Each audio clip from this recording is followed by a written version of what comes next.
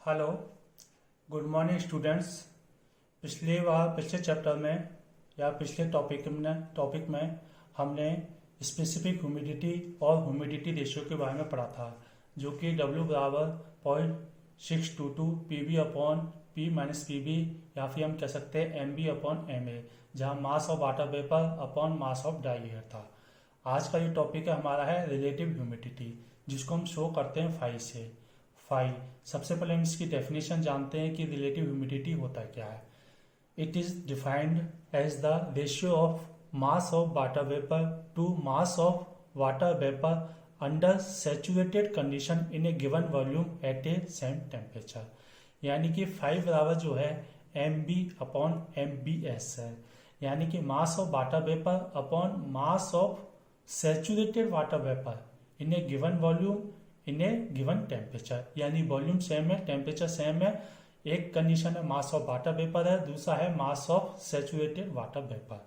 तो from the equation of ideal equation हम जानते हैं P B equal to M R T, तो इसलिए हमने वाटर वेपर के लिए लिखा P B into V equal to M B R V into T.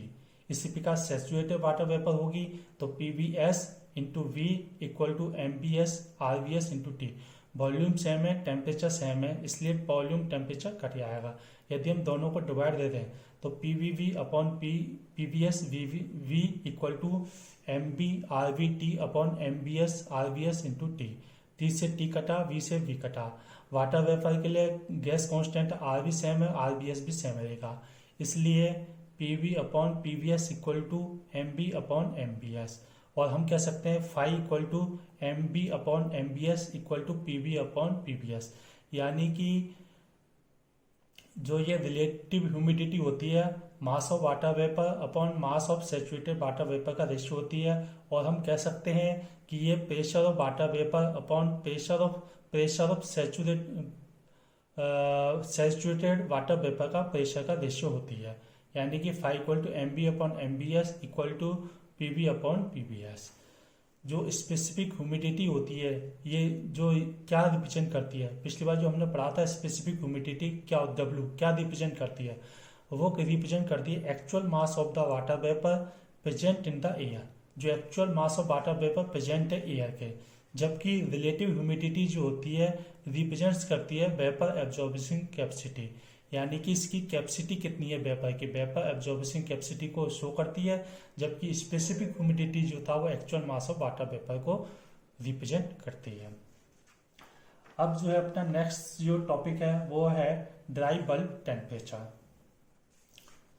अब हम जानते हैं टेम्परेचर के बारे में कि ड्राई बल्ब टेम्परेचर होता क्या है।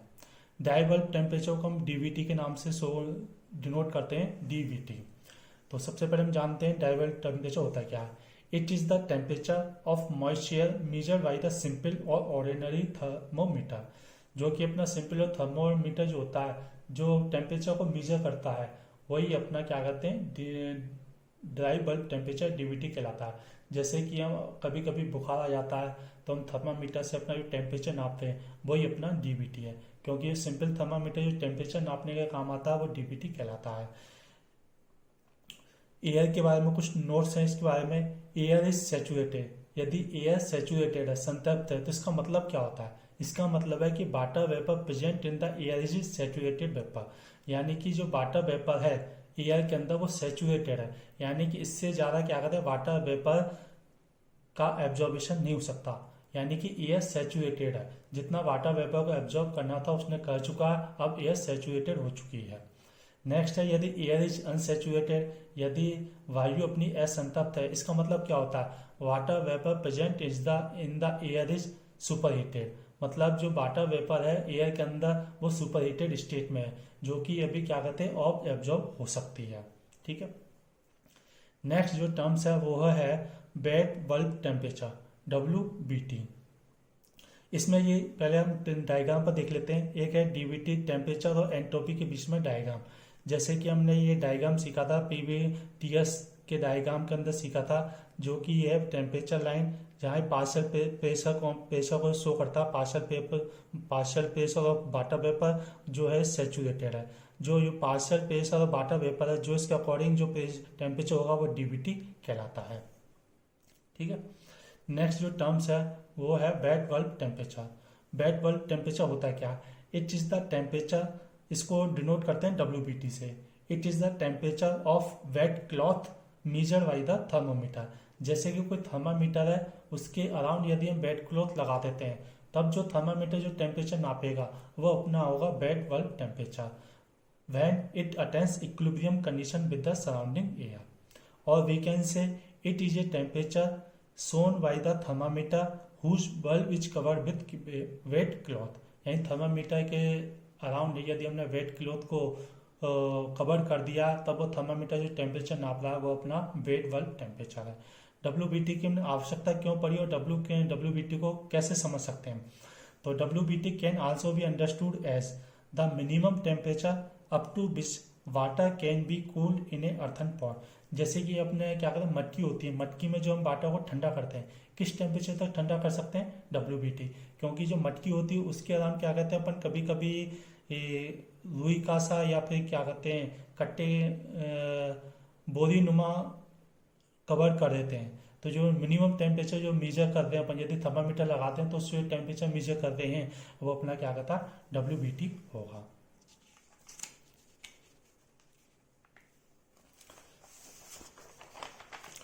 नेक्स्ट जो है वो है, और वी कैन से और भी है इसमें second point, the minimum temperature up to which air can be cooled in desert cooler. यदि डेजर्ट कूलर के अंदर जो हमने एयर को कूल किया, किस टेम्परेचर कूल कर सकते हैं, वही WBT कहलाती है। Third terms, the minimum temperature up to which water can be cooled in cooling tower. Cooling tower के अंदर जो वाटर को कूल करते हैं वो भी अपना WBT टेम्परेचर ही कहलाता है। ये एक होता है सीलिंग साइकोमीटर। सीलिंग साइकोमीटर क्या होता है?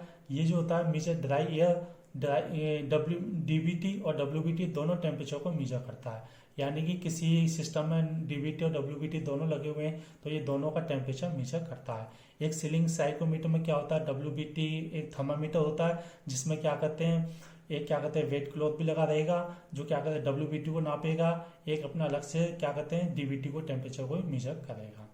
अब जो नेक्स्ट टर्म्स है वो है wet bulb depression. Wait bulb depression क्या होता है? It is the difference between the dry bulb temperature and wait bulb temperature.